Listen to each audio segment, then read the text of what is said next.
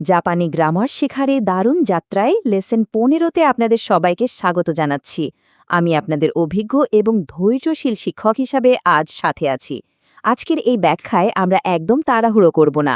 খুব সহজ ভাষায় ধাপে ধাপে আমরা শিখব কিভাবে জাপানি ভাষায় অনুমতি চাইতে হয়, নিষেধ করতে হয় আর চলমান কাজগুলো বোঝাতে হয়। যারা একদম নতুন তাদেরও চিন্তার কোনো কারণ নেই। কোনো কিছু না বুঝলে আমি তো আছি আবার সহজ করে বুঝিয়ে বলার জন্য। তো চলুন শুরু করা যাক। আজকের এই আয়োজনের পুরো প্ল্যানটাকে আমরা মোট 6টি সহজ ভাগে ভাগ করে নিয়েছি।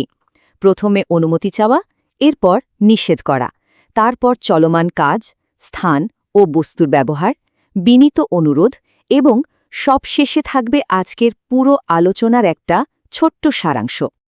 আচ্ছা, তাহলে আমাদের প্রথম পর্বটি হচ্ছে অনুমতি চাওয়া। ব্যাপারটাকে যদি আমরা একদম ধাপে ধাপে ভেঙে ফেলি তাহলে কাজটা খুব সহজ হয়ে যায়। প্রথমে আমাদের নিতে হবে ভার্ব বা ক্রিয়াপদের তে ফর্ম বা তে ফর্ম। এরপর এর ঠিক সাথে মো পার্টিকেলটা জুড়ে দিতে হবে।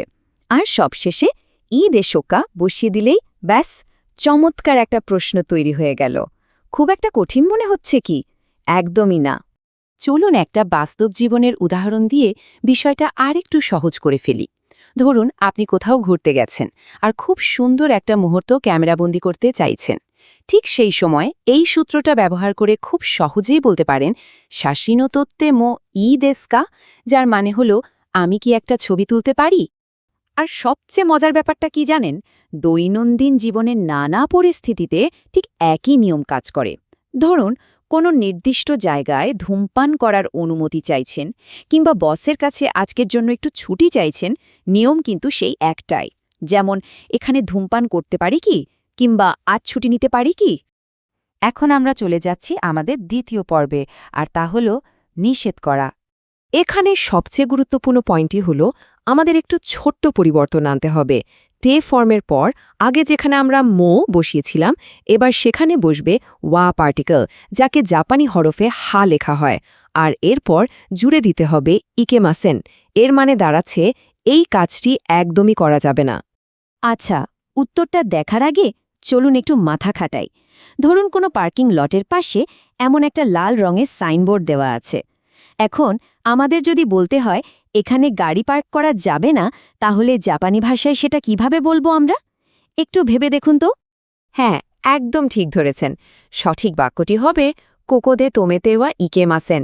কোকোদে তোমেতে বা ইকেমাসেন ঠিক একই সূত্র ধরে কোনো নো স্মোকিং জোন বোঝাতে আমরা খুব সহজেই বলতে পারি কোকোদে তবাকোসুত্তে বা ইকেমাসেন। কঠিন কোনো শব্দ মুখস্থ করার দরকার নেই, শুধু এই সিম্পল নিয়মটা মনে রাখলেই আপনার কাজ হয়ে যাবে। বেশ, এবার আমরা চলে এলাম আমাদের 3 নম্বর পর্বে, যেখানে আমরা কথা বলবো চলমান কাজ নিয়ে। দেখুন, এই ব্যাপারটা কিন্তু বেশ দারুণ। ভার্বের টে ফর্মের সাথে শুধু ইমাসু জুড়ে দিলেই আমরা খুব সহজে এমন কোনো অবস্থা বা কাজ বোঝাতে পারি যা বর্তমানে চলছে অথবা নিয়মিত ঘটে থাকে। যেমন ধরুন কেউ বিবাহিত কি না তা জানানো, কিংবা বর্তমানে ওসাকায় বসবাস করার কথা বলা, এই সব কিছুই কিন্তু এই চলমান ফর্মটি দিয়ে প্রকাশ করা হয়। এমনকি ওই যে সুপারমার্কেটে নিয়মিত নামপ্লার ফিশ সস বিক্রি হয়, সেটাও কিন্তু এই একই নিয়মে বলা সম্ভব। আমাদের প্রাত্যহিক জীবনের নানা অবস্থাকে এই নিয়মটা খুব সুন্দরভাবে কানেক্ট করে দেয়। চলুন এরপর আমরা 4 নম্বর পর্বে ঢুকে পড়ি, স্থান এবং বস্তুর ব্যবহার। এখানে একটু খেয়াল করে দেখুন, দুটো পার্টিকেলের পার্থক্য একদম জলের মতো পরিষ্কার করে দেয়া আছে। আপনি যদি শুধু স্থান নির্দেশক পার্টিকেল নি আর বস্তু নির্দেশক পার্টিকেল ও কে আলাদাভাবে মনে রাখেন, তাহলে দেখবেন বড় বড় বাক্য তৈরি করার সময় আর কোনো কনফিউশনই কাজ করছে না। এই বিষয়টা খুব ভালোভাবে মনে রাখা জরুরি যে নি পার্টিকেলটা মূলত যে কোনো কাজকে একটা নির্দিষ্ট জায়গার সাথে যুক্ত করে দেয়। যেমন ধরুন এখানে বসা বা বাসে ওঠা। অন্যদিকে ও পার্টিকেলটা সরাসরি কোনো বস্তুকে নির্দেশ করে, যেমন গাড়িটিকে পার্ক করা হচ্ছে। দারুণ! এবার আমরা আমাদের আজকের আলোচনার 5 নম্বর পর্বে চলে এসেছি, বিনীত অনুরোধ। জাপানি সংস্কৃতিতে সুমিমাসেঙ্গা শব্দটা কিন্তু জাদুর মতো কাজ করে। কারো কাছে কোনো সাহায্য বা অনুগ্রহ চাওয়ার আগে সম্মান দিয়ে তার মনোযোগ আকর্ষণ করার জন্য এটি অত্যন্ত বিনীত একটি উপায়। যেমন ধরুন আপনার কারো একটুখানি সাহায্য দরকার। তখন বাক্যের শুরুতেই যদি এই নরম এবং বিনীত কথাটি ব্যবহার করেন, মাফ করবেন, একটু সাহায্য করুন দয়া করে, তাহলে দেখবেন সামনের মানুষটি আপনার অনুরোধ খুব আন্তরিকতা আর সম্মানের সাথে গ্রহণ করছে। তো দেখতে দেখতে আমরা আমাদের আজকের ব্যাখ্যার একদম শেষ পর্বে অর্থাৎ ৬ নম্বর পর্বে চলে এসেছি। আজকের সারাংশ।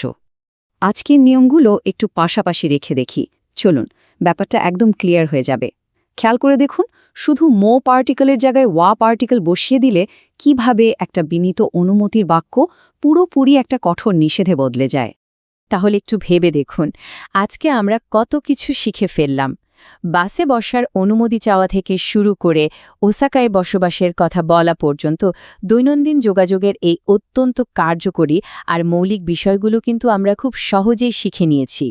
এই সিম্পল ধাপগুলো মনে রাখলে জাপানি ভাষায় কথা বলা আর একদমই কঠিন মনে হবে না। আজকের এই মৌলিক ধারণাগুলো তো আমরা শক্তভাবে আয়ত্ত করে ফেললাম। এবার একটু ভাবুন তো, লেসন 16-এ এই নিয়মগুলো ব্যবহার করে আমরা আর কি নতুন আর চমৎকার কথোপকথন তৈরি করতে পারব। সামনের দিনগুলোতে আরও কত বিস্তারিত আলোচনা আমাদের জন্য অপেক্ষা করছে, সেটা ভাবতেই কিন্তু বেশ রোমাঞ্চ লাগছে। আজকের এই ব্যাখ্যায় এত ধৈর্য নিয়ে সাথে থাকার জন্য আপনাদের সব